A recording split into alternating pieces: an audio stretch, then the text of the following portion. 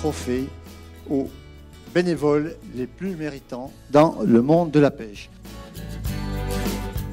Pour une grande banque comme nous, c'est important d'accompagner bien sûr tous les porteurs de projets. Les actions auprès des jeunes, ça nous connaît au Crédit Agricole.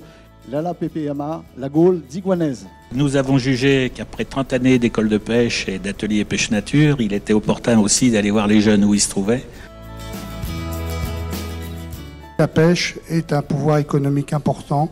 Alors donc le lauréat est la PPMA de Paray-le-Monial. Le précurseur, c'est la Fédération de pêche de Saône-et-Loire qui est propriétaire de ce plan d'eau. Vous êtes une des grandes championnes de Saône-et-Loire, il faut le dire. Il faut déjà être sélectionné. La PPMA, la parfaite à Mâcon. Les handicapés se retrouvent malheureusement toujours à pêcher aux mêmes endroits. Le handicap, c'est pas quelque chose qui est à ne pas en prendre en compte. Je souhaite que le département s'implique encore plus aux côtés finalement des pêcheurs de ce département. Daniel Gélin, donc de Pierre de Bresse. Mais alors, à cette époque de l'année, c'est impossible. Les barques, elles sont rentrées, et elles attendent qu'ils ne peuvent plus.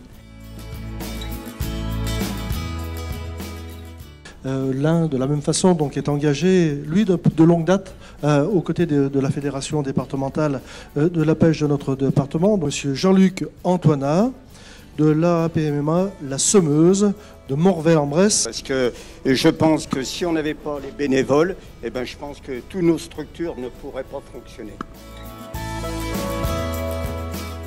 Où l'agence de l'eau parlait de l'amélioration effectivement des rivières. Le syndicat de la rivière d'Ain, Aval, et de ses affluents. C'est une partie de rivière au pied de la cascade de Charabotte, sur l'Albarine, qui est le paradis de la pêche à la mouche. Dans les trois groupements réciprocitaires, on peut dire qu'aujourd'hui, la réciprocité est proche de la totalité. L'association La Truite du Bas-Bugey. Une classification, une labellisation, c'est quand même une qualité reconnue par la population autochtone et puis par l'ensemble des pêcheurs du biotope.